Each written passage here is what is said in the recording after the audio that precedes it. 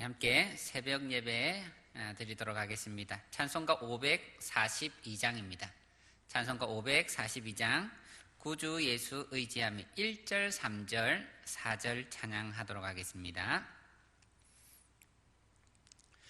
구주 예수 의지하며 심히 기쁜 일일세 영생 허락 받았으니 의심하주 없도다. 예수 믿는 것은 받은 증거 많도다. 예수 귀한 예수 믿음 더욱 주소서. 구주 예수 의지하여 죄악 벗어버리네. 아리 받고 영생함을 주께 모두 얻었네. 예수 믿는 것은 받은 증거 많도다. 예수 귀한 예수 믿음 더욱 주소서. 구주 예수 의지하여 구원함을 얻었네. 영원 무궁지나도록 주여 함께 하소서. 예수 믿는 것은 받은 증거 많도다. 예수 귀한 예수 믿음 더욱 주소서. 아멘. 기도하겠습니다. 은혜와 긍휼이 많으신 하나님 아버지, 우리의 죄와 허물로 지옥 형벌을 받아야 마땅한 사람들이지만 아버지의 측량할 수 없는 사랑을 덧입게 하셔서 다시 하나님의 자녀로 세워주심에 감사드립니다. 우리가 주께 받은 이 은혜, 이 사랑을 늘 기억하게 하시고 이 땅을 살아가는 모든 날 동안 하나님의 자녀로서 주의 이름을 높이며 사는 저희들 되게 하옵소서. 오늘은 주일입니다. 우리 모든 성도가 진정으로 예배할 수 있는 마음을 허락하여 주시고 모든 예배마다 하나님께서 찾아오셔서 영광받아 주옵소서. 우리나라에 만연해 있는 코로나의 영향, 우리 예배 중에 일절 받지 않도록 하셔서 주의 이름이 무사람들에게 비방받지 않도록 막아 주옵소서. 이 모든 말씀 예수님의 이름으로 기도드립니다. 아멘. 오늘 하나님께서 우리에게 주시는 말씀은 에스겔서 36장 16절에서 38절까지의 말씀인데 우리 본문이 길기에 우리 22절에서 32절까지 우리 읽도록 하겠습니다. 에스겔 36장 22절에서 32절까지의 말씀을 읽어드리겠습니다.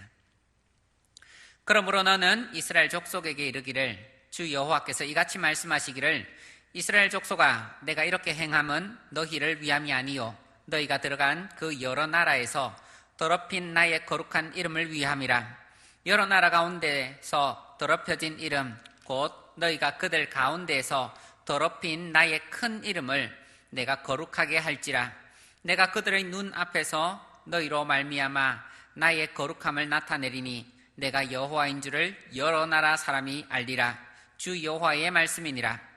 내가 너희를 여러 나라 가운데서 인도하여 내고 여러 민족 가운데서 모아 데리고 고국 땅에 들어가서 맑은 물을 너희에게 뿌려서 너희로 정결하게 하되 곧 너희 모든 더러운 것에서와 모든 우상 숭배에서와 너희를 정결하게 할 것이며 또 새 영을 너희 속에 두고 새 마음을 너희에게 주되 너희 육신에서 굳은 마음을 제거하고 부드러운 마음을 줄 것이며 또 내 영을 너희 속에 두어 너희로 내 율례를 행하게 하리니 너희가 내 규례를 지켜 행할지라. 내가 너희 조상들에게 준 땅에서 너희가 거주하면서 내 백성이 되고 나는 너희의 하나님이 되리라. 내가 너희를 모든 더러운 데에서 구원하고 곡식이 풍성하게 하여 기근이 너희에게 닥치지 아니하게 할 것이며 또 나무의 열매와 밭의 소산을 풍성하게 하여 너희가 다시는 기근의 욕을 여러 나라에게 당하지 아니하게 하리니 그때에 너희가 너희 악한 길과 너희 좋지 못한 행위를 기억하고 너희 모든 죄악과 가증한 일로 말미암아 스스로 믿게 보리라. 주 여호와의 말씀이니라. 내가 이렇게 행함은 너희를 위함이 아닌 줄을 너희가 알리라. 이스라엘 족속아 너희 행위로 말미암아 부끄러워하고 한탄할지어다. 아멘. 에스겔 36장은 우리 하나님께서 황폐해진 이스라엘 땅, 그 땅을 회복시키겠다 하는 예언의 말씀입니다. 이 회복은 총체적인 회복입니다. 우상숭배와 죄로 더럽혀진 영혼을 정결하게 하시고 또 새 영을 주시고 또 하나님과의 언약, 깨어진 이 언약을 다시 새롭게 하는 총체적인 갱신입니다. 뿐만 아니라 범죄하여 쫓겨난 땅으로 다시 돌아오게 해주십니다. 무너진 성읍이 재건되고 아무도 없는 길거리에 사람들이 가득 채워집니다. 황폐해진 땅이 경작지가 되고 나무의 열매와 밭의 소산, 들판의 양떼가 풍족하게 채워질 것입니다.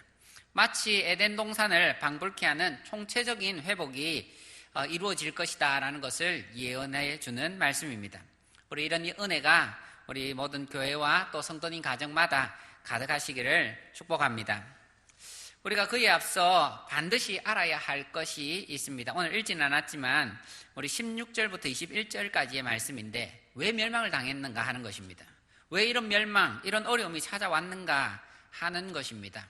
하나님께서 분명하게 그 이유를 말씀하시는데 그것은 이스라엘의 죄악 때문이다, 범죄 때문이다, 그렇게 말씀합니다. 우리 17절을 보면 하나님은 이스라엘이 마치 월경 중에 있는 여자와 같다라고 말씀합니다. 레위기 15장을 보면 월경 중에 있는 그 여자는 그가 앉은 곳이나 누운 곳이 모두 부정하다라고 말씀합니다. 과거 이스라엘이 저질렀던 그런 역사가 그렇다는 겁니다. 그들이 앉은 곳, 가는 곳, 거주하는 곳, 모든 곳에 하나님의 보시기에 악한 그런 죄가 있었다는 것입니다. 약한 자를 압제하고 음란하고 우상숭배하고 혼합주의 신앙으로 하나님께서 그들이 가는 곳, 머무는 곳마다 다 더러워진 그런 곳이었다라고 말씀합니다. 그러니 하나님께서 그 땅에 머무실 곳이 없었던 것입니다. 사랑하는 성도 여러분, 하나님께서 살아계십니다. 하나님께서는 죄를 심판하십니다. 이 사실을 우리가 분명히 깨닫고 알아야 합니다. 하나님께서 미워하시는 죄가 있다 하면 우리는 그 자리에서 빨리 떠나가야 합니다. 그것이 은혜인 것입니다. 두 번째로 우리가 볼 것은 하나님께서 이스라엘을 구원해 주시는 이유는 무엇인가 하는 겁니다. 오늘 말씀을 보면 여호와의 거룩한 이름을 위해서 내가 너희를 구원하겠다 합니다.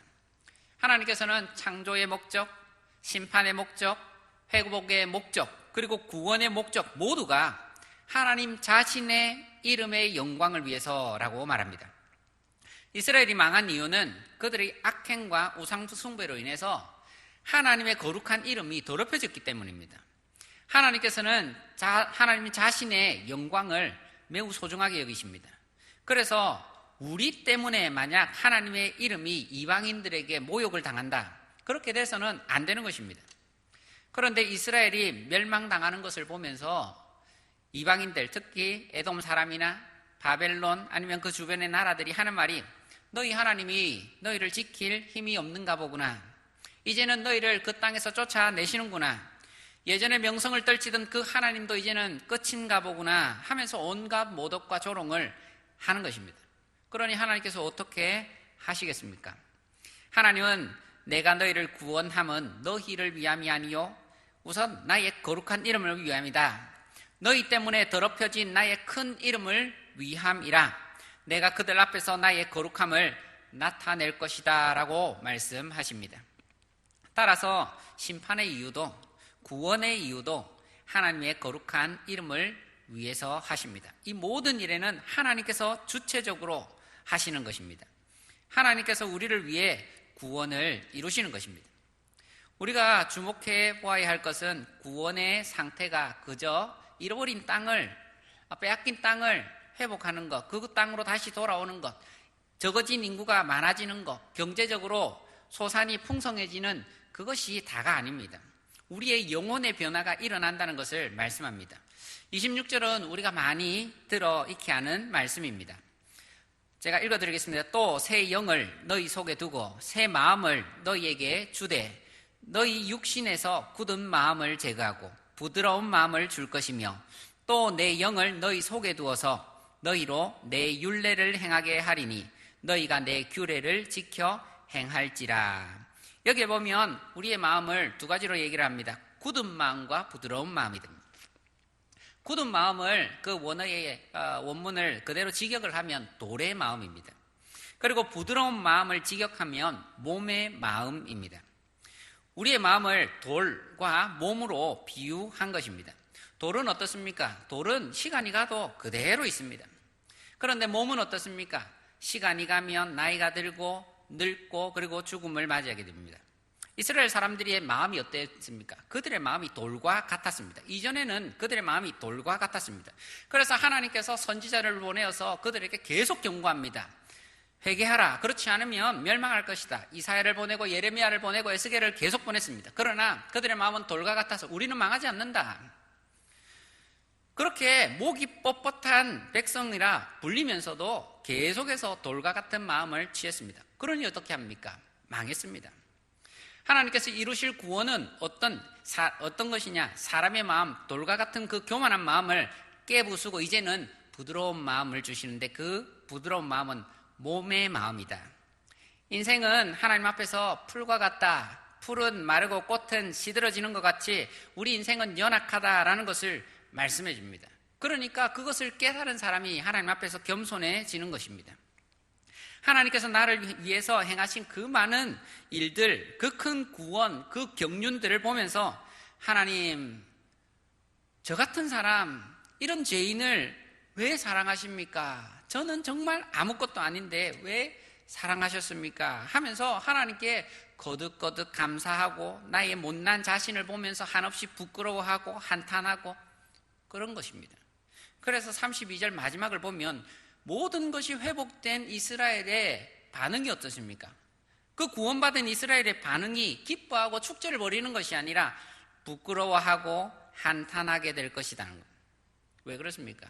우리의 마음, 우리의 존재를 깨달았기 때문에 그렇습니다. 우리의 마음이 돌 같은 마음이 깨어지고 이제는 몸의 마음, 부드러운 마음으로 변화되었기 때문에 그렇습니다. 신앙의 출발점은 어떻습니까? 신앙의 출발점은 나의 교만이 깨어집니다. 나의 유한함, 그리고 의의 한계들, 인간의 한계들, 그것이 깨달아지는 것에서부터 시작하는 것입니다. 하나님을 생각하면 우리의 마음에 이런 두 가지 마음이 있어야 할 줄 믿습니다. 한 가지는 하나님, 저는 정말 모자란 사람, 정말 죄인인데 하나님, 저는 정말 어쩔 수 없는 지옥 갈 수밖에 없는 그런 사람인데 주님, 저를 불쌍히 여겨주옵소서. 저는 죄인입니다 하는 하나님 앞에서 낮아지는 마음입니다.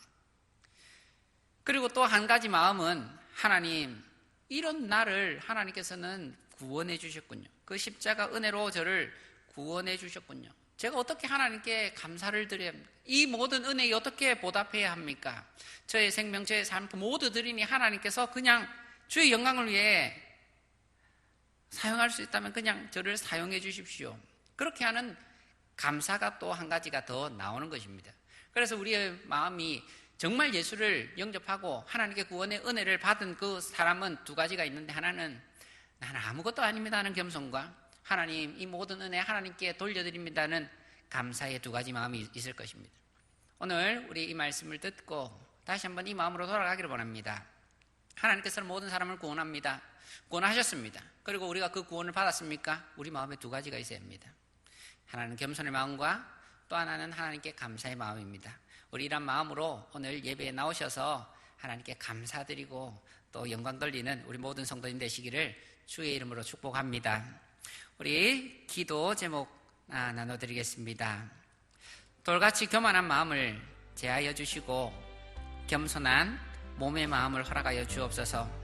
주님 구원의 은혜에 감사하며 하나님의 이름을 평생 높이는 성도 되게 하옵소서. 오늘 주일 예배 매 시간마다 하나님께서 역사하여 주셔서 주님 우리에게 은혜 주시고 하나님 영광 받아 주옵소서. 우리 함께 이런 기도 드리도록 하겠습니다.